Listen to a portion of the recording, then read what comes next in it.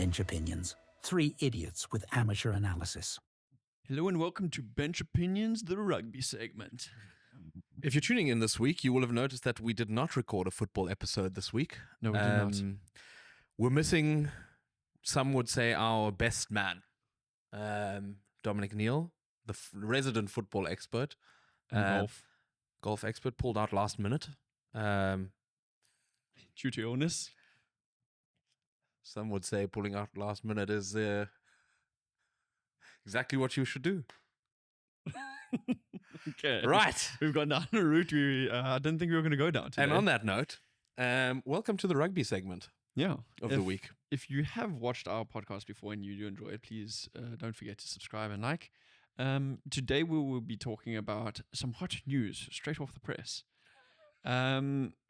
It has come to my attention and many people's attention who have read about this that the 2035 or the 2039 Rugby World Cup is potentially going to be hosted in the UAE, Qatar, and Saudi Arabia. So let me rephrase that. They're putting in a bid. Yeah. Nothing's been set in stone. No. They're putting in a bid. The head of Asian rugby has come out and said a multi-city tournament has obviously been a high success. Multi-country. He said multi-city. Oh. That's the quote that I've got here in front of me. But yes, multi-country. Every World Cup is a multi-city occasion. That's also true. But multi-country World Cup has been a great success in the world of FIFA and soccer. And so he thinks that on top of all the money that resides in the Gulf would make it not only an economic success, but also a spectacle. Yeah.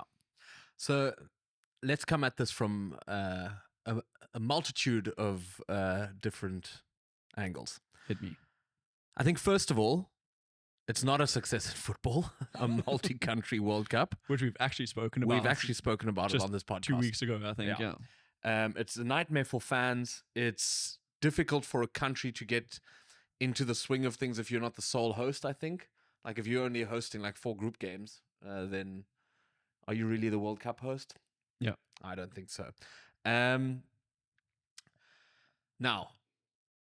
the Football World Cup in the Middle East, you can understand a little bit more than the Rugby World Cup. Do they even play rugby? I'm sure somebody plays rugby.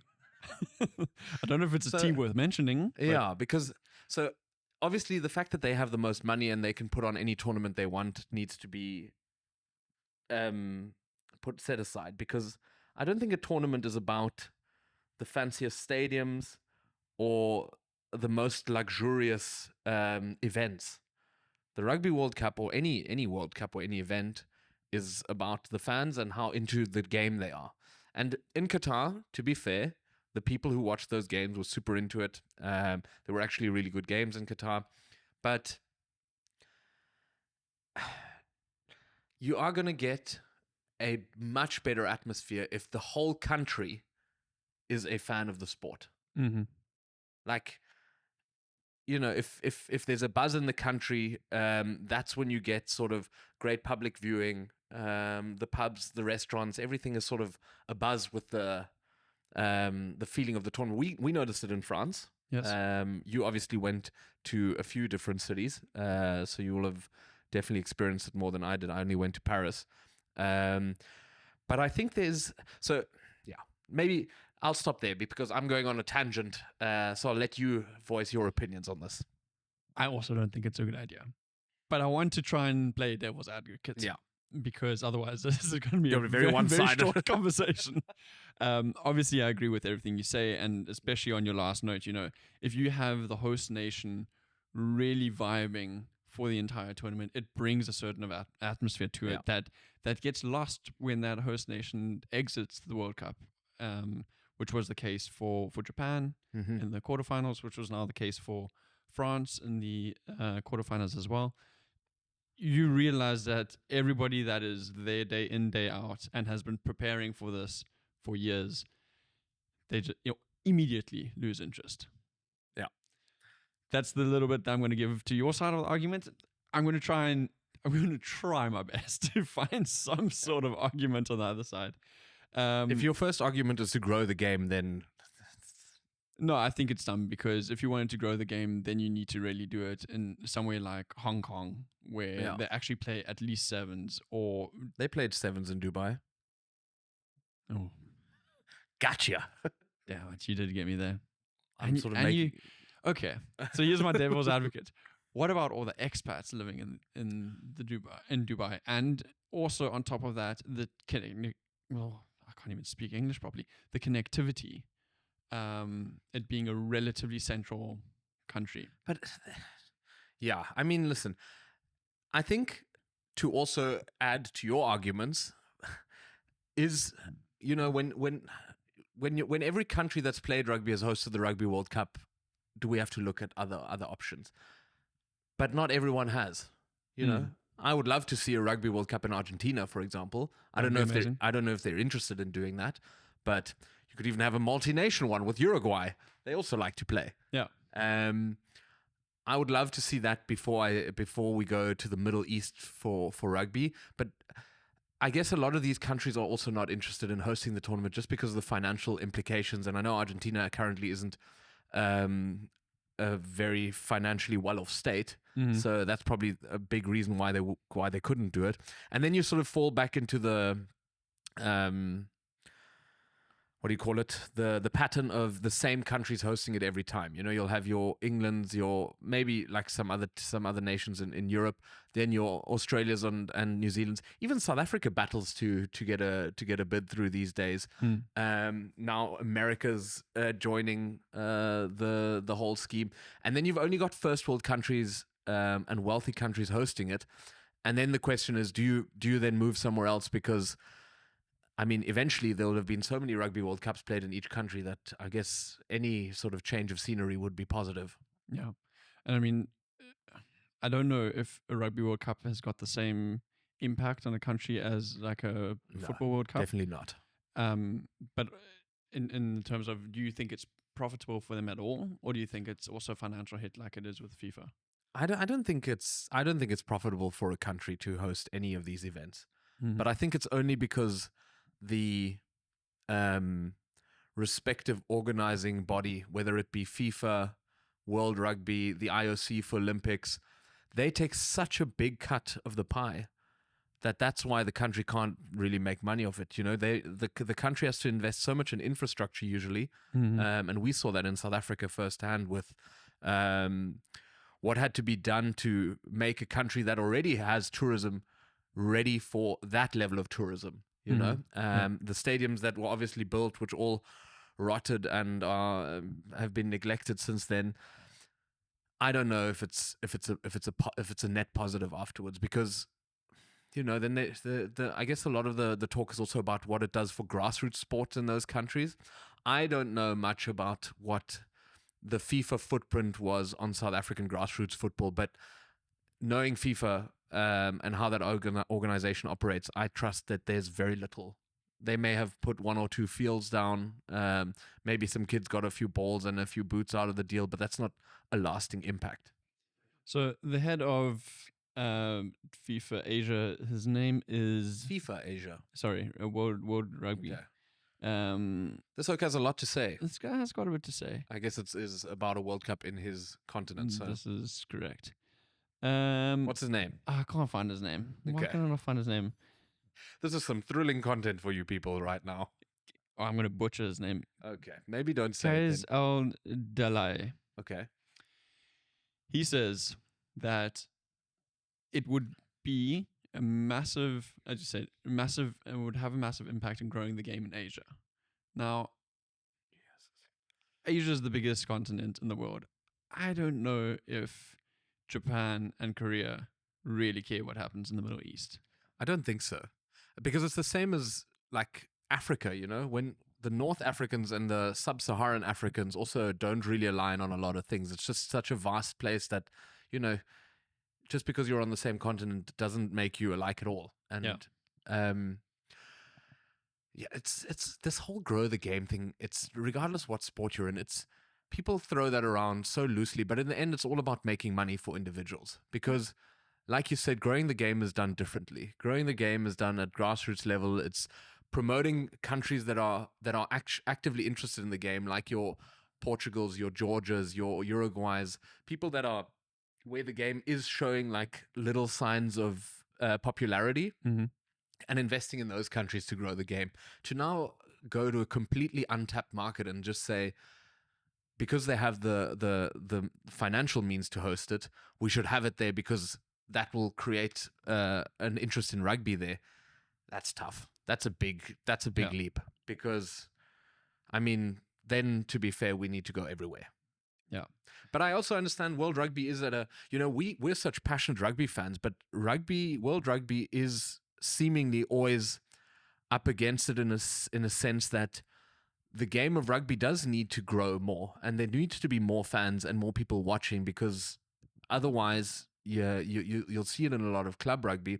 It's just not sustainable. There needs to be more money in the game, and money comes through eyeballs and sponsorships. And if you need to appease the wealthiest countries who seemingly have a bottomless pit of money to get sort of sponsorship deals and investment from them, then maybe it's something you just have to sort of bite the bullet and just say, okay, for one World Cup we'll go there, and if that means that the Saudi investment fund invests 100 billion in World Rugby, then surely that'll be a good thing.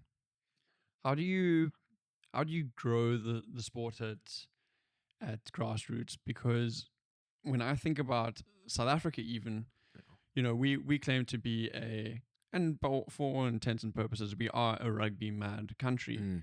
But during the 2016-17 Alistair Coetzee era, nobody was really talking about rugby as passionately as we are talking about rugby now. Now we're proper rugby mad. I think the people who were rugby mad then as well. Like, I think what we have now is you've got way more people who didn't watch a single game of rugby in South Africa who are now like massive Siya Kolisi fans or big fans of the Springboks, or even have gone as far as now to watch a game or two of club rugby. But I think the base level of interest was the same. The base level of interest, but we're talking about growing the game, right? So you grow the game with success. That grew with success, right? Yeah. So how do you create success in these nations? Like, let's not even look at a Qatar and the Emirates. Yeah. Let's look at like a Fiji. Well, because I mean, that would truly be growing the game. Yeah, I mean, listen, I think all those island nations need all the financial help that they can get, because those are fight uphill battles in terms of like how good they are compared to how wealthy their federations are. Yeah. And for Fiji, Tonga, Samoa to perform like they do is a miracle. And for Fiji to be so good at sevens as well just shows how big the game is there. But you can't really take a World Cup there, It's just not feasible. I don't think we do a multi-city. No, because they also, like, all these countries don't have the financial means to even think about hosting a World Cup. Yeah. So I think growing the game is, like I just explained, you host it in a country like Saudi Arabia, Qatar, and the UAE. You get some massive money in from sponsorships, from who knows how these people make money off those tournaments. And then you divert that back to countries that are actually interested in the game and that need the funding. And then you obviously need transparency from World Rugby that they're actually doing the right thing with the Listen, funds. bro, if 1 or 2 millions get lost there on the way, I think with the way those Saudis have money, we're not going to run into any problems. So the next World Cup is in Australia. The World Cup thereafter is... Should we go to that one, eh? I'm keen. I'm definitely keen to go. Yeah. I mean, it's in 2 years' time, so we should start saving. That's expensive, eh? I think we should rent a camper van and then travel through Australia in a camper van and go from game to game. It's a big country, I know, but You've maybe been talking about a camper van for... I'm big into camper vans right now. I'm big into holidays. sleeping and shitting in a box, It's just keep it all here. Try and travel with your poo. That should be the marketing slogan for all camper vans. I don't know. I just find I always see my holidays in terms of photos and videos, right. And I think we'd get some banging ones from that.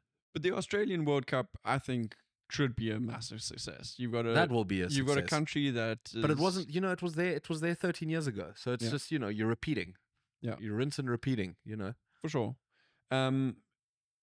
The USA, we've had our sort of discussions before on the podcast about its success rate. Do you know, sorry, obviously a just lot to of peop- interject again, do you know what was tough about that Australia World Cup is the time of day that those matches won.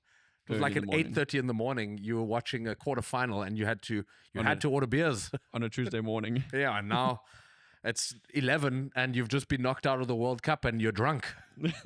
Now you have to go to work. Now you just got to do the rest of your day.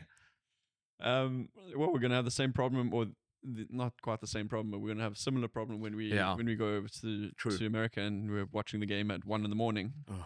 and the pubs are all closed, so we have to watch it at home. Yeah. After that, where would a good World Cup be in your eyes? I would love, but it's also, that's again, I think we've done it, and so I'd love something like Italy to host a World Cup. Mm-hmm. But again, I don't think they're interested in that at all. I don't think they would see the benefit of it. If money wasn't an issue and a country could financially do it, I would love to see it in Argentina. I think it would be a hell of a vibe. Yeah. And the Argentinians are so passionate about all their sports that I think the whole country would get behind their rugby team as well, because they're extremely passionate. Other than that, I also think anything in Scotland, Ireland, England is good, but I know it was just there recently as well. And Well, I mean, Ireland was vying for the 2023 World Cup. Which, but where would they play the rest of the games other than Dublin? I'm not sure. I don't know if they've got maybe football stadiums that they could They convert. will have, yes. That are And big maybe enough. they also have Gaelic football stadiums. Maybe Gaelic football stadiums. Yeah, you're right. I think they would have to It's very repurpose ignorant of some me. other. That would be a vibe. Ireland would be a really I think good Ireland time. would be unreal. Yeah. Yeah. So would Scotland, to be fair, but I don't think Scotland has the... actually, they do. They also have football stadiums that could be converted. Obviously, South Africa would be a great one, because I think, especially with the way that rugby is seen now, with there being so much more representation of the diversity of South Africa in the team, there would be such a different take up to it than there was in 95. Yeah. So that would be a hell of a party. I think in South Africa, it's just always like knowing that country and knowing the struggles and the troubles that it deals with. You almost think that as nice as it would be to host a Rugby World Cup there, that's the last thing that country needs to think about right now, is putting on another sporting event. Even though it would give hope to people, there's just so many other problems that money wouldn't be needed for. Yeah. No, that's true. It would also be quite cool 40 years later having the World Cup back in South Africa. Yeah.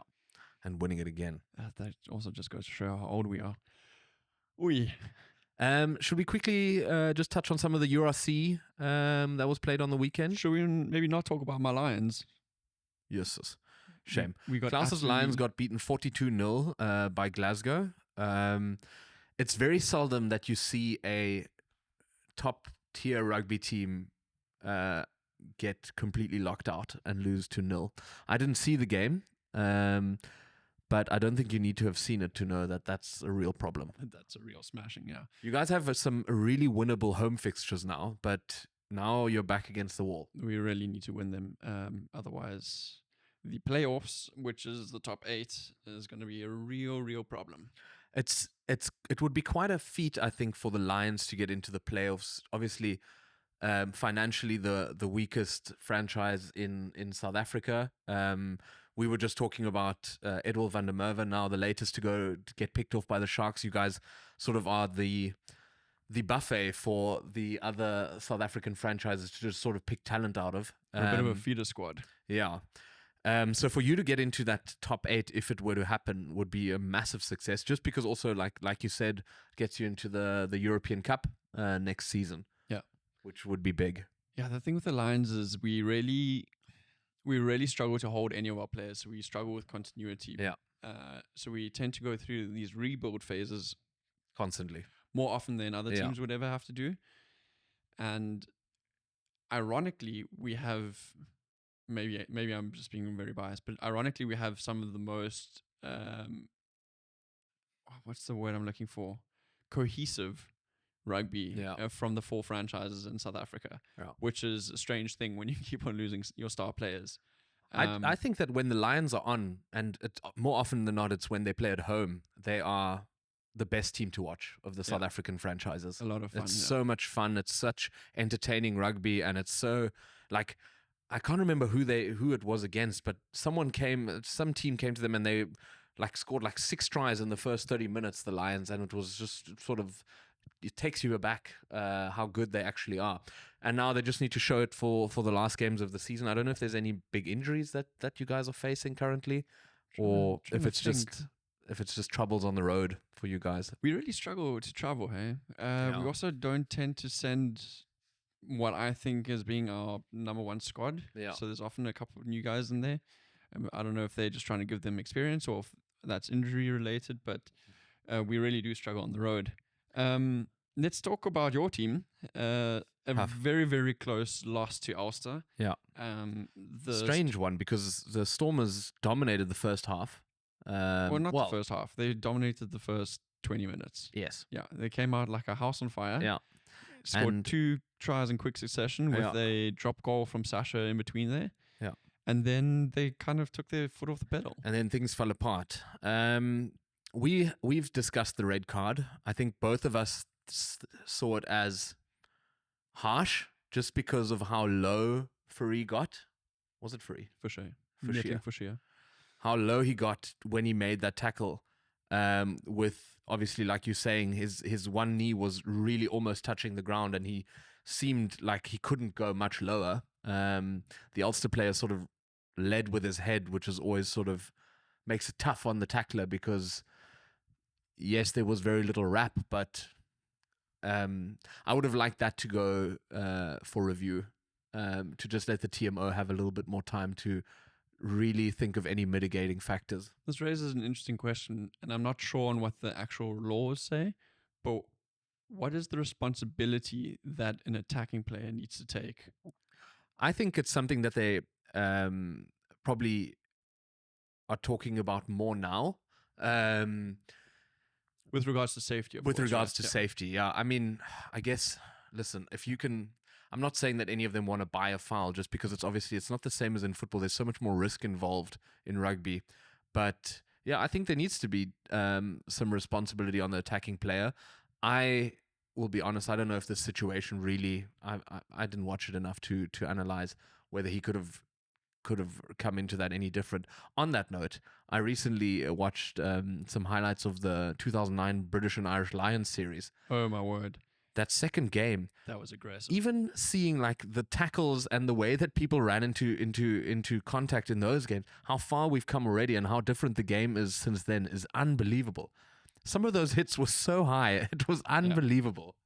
When you watch Skalkberger getting absolutely pummeled in the face. Yeah, but he also wasn't that the game that he eye gouged the brew? Yeah, I think so. I don't know if it was the same game, but it was. Yeah, that was quite the sight to behold. So tough loss. Bonus points though for the Stormers, and we've also got some very winnable home fixtures that we're coming into now. So 2 bonus points. It was really good. I mean, considering the fact that you lost the game, it was still a good amount of points to come away with. Really good win for the Bulls. I mean, to be expected at home against the Zebra. But 63-24. You got to rock up and do it.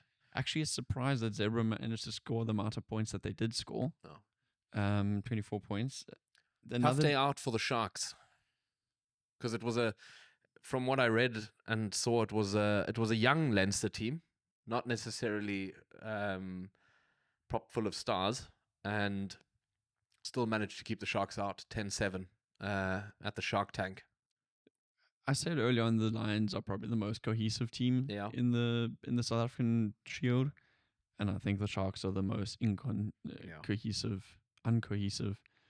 team in the South African franchises. They just, I mean, they absolutely studded with stars, but they just have no flow. Sometimes it doesn't feel like they even have a strategy. It's kind of just like pass it to one of your star players and hope that they can produce something out of nothing. Yeah, I mean, I don't know if it was with you or with Dom that we were talking about the coaching and whether Plumtree has taken them as far as he can, and whether you need to...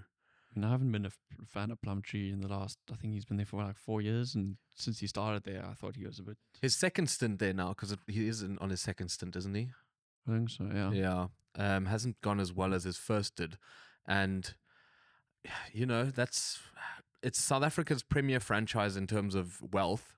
And you think to yourself that if they get their coaching right, they could be up there, maybe even in a European Cup, competing with a La Rochelle, competing with a Leinster, because that's what you dream of. They've got the personnel for it. Yeah. We were saying all of this, and they're fourth in the current standings. Yeah, but so they with the way the Bulls beat Leinster, that's how you see that you're in contention. Yeah. Because you're playing at home. The Sharks are playing at home against Leinster. Leinster had a tough week, like we said the week before. That's your chance to show that you're a contender, and in my mind, it just shows that they're not. Yeah, you are correct. Another big game for Edinburgh. They beat which week am I in? Oh, there they are. They did win though. They did win. Yeah. They won quite significantly as well. Yeah. Against Good game for Darcy Graham. Yeah. Who you had a stunner. you had in your fantasy team, eh?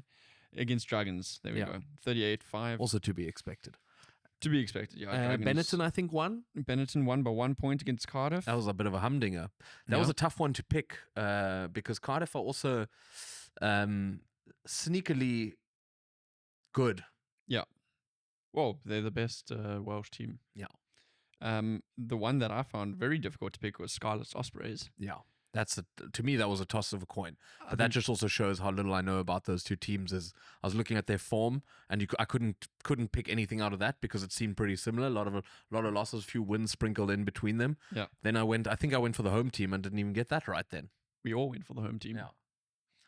No, sorry, the home team won. We all went for the Ospreys. Right. Yeah, because we thought the Ospreys would do it, and they did not.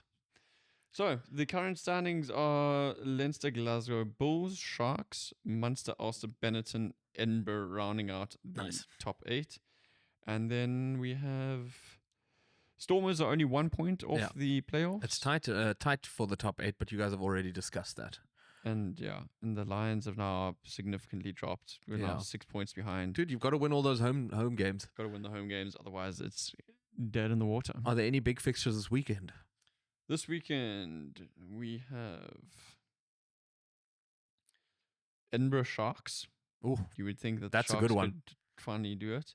Stormers Connacht at home. Yeah. For the Stormers, Munster Bulls. Oh, that's a nice one. That's a good one. Munster also informed. Did you see how well Crowley played? Mm-hmm. He had a really good game. Yeah. Sort of putting his hand up for the Lions now. 100%. Yeah. We've got Leinster Ulster, which should be pretty one-sided. Zebra Glasgow should also be one-sided, even if it is away for Glasgow. Dragons and Scarlets. You would think the Scarlets, after just beating Ospreys, would also be able to beat the Dragons. Ospreys Cardiff. Maybe Ospreys bounce back, maybe with a home ground. They are able to beat Cardiff. And then the Lions will be hosting Benetton, which is probably one of their tougher fixtures. Yeah, that's a big one for you guys. So hopefully we can come away with a win on that one. Nice. All right. That rounds out the rugby. Thanks for watching. Thanks for tuning in. Thanks for bearing with us as we try to figure out what's happening in 2034. And hope to see you soon. Like and subscribe. Bye.